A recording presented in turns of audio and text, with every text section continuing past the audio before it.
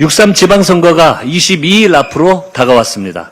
이번 지방선거는 지난해 6월 3일 이재명 대통령 당선 이후 정확히 1년 만에 치러지는 전국 단위 선거입니다. 총칼로 무장한 계엄군을 맨몸으로 막아낸 우리 국민은 나라를 망친 윤석열을 탄핵하고 중앙 권력을 교체했습니다. 1년이 지난 지금 이제는 윤석열을 등에 업고 지역을 망친 지방 권력을 교체할 차례입니다. 광기와 망상의 윤석열 내란 세력은 법의 심판을 받고 있습니다. 무능하고 무책임한 윤석열의 지방 권력은 투표로 심판받을 것입니다. 6.3 지방선거 승리는 위대한 국민께서 시작한 빛의 혁명을 완성하는 일입니다. 또한 이재명 정부와 국민의 성공, 대한민국의 대도약을 앞당기는 대전환의 마중물이 될 것입니다. 민주당은 중동 위기 극복과 민생 안전을 최우선으로 하는 일 잘하는 지방정부를 만들겠습니다. 진실하고 성실하게, 절실하고 겸손하게 6월 3일 국민의 승리를 위해 전력 질주하도록 하겠습니다. 당정청은 중동 위기 극복과 민생 안정을 위해 비상하게 대응하고 있습니다. 민주당은 지난주 시급한 민생 법안 115건을 처리했습니다. 국민의 고유가 부담을 덜어드리는 여객 화물운수 사업법과 부동산 시장 정상화를 위한 부동산 거래 신고법 등이 대표적입니다. 국민 안전을 국민의 기본권으로 규정한 생명안전기본법도 마침내 국회를 통과했습니다.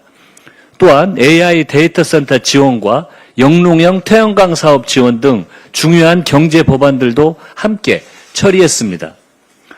중동 상황과 관련 이재명 대통령께서는 물가 안정과 원유, 핵심 품목 수급 안정에 총력을 다하라고 강조하셨습니다. 이에 따라 정부는 5차 석유 최고 가격제와 석유 제품 매석 금지 연장 등 선제적 조치를 취했습니다. 아울러 7월까지 대체 원유 2억 1천만 배럴을 확보했고 나프타 수급도 평상시의 90%까지 회복할 전망입니다.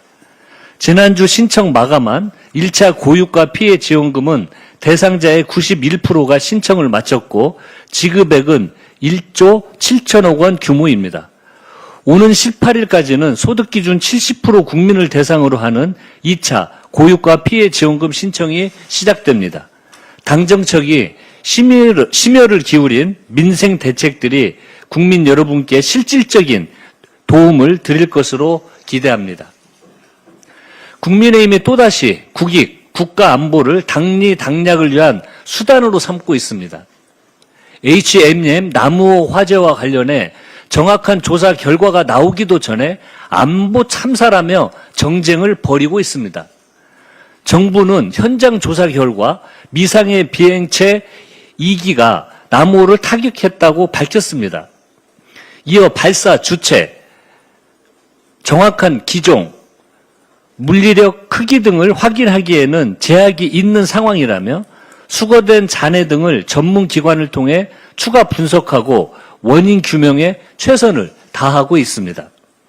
우리 정부와 민주당은 민간 선박에 대한 공격은 정당화되거나 용납할 수 없다는 강력하고도 일치된 입장을 가지고 있습니다.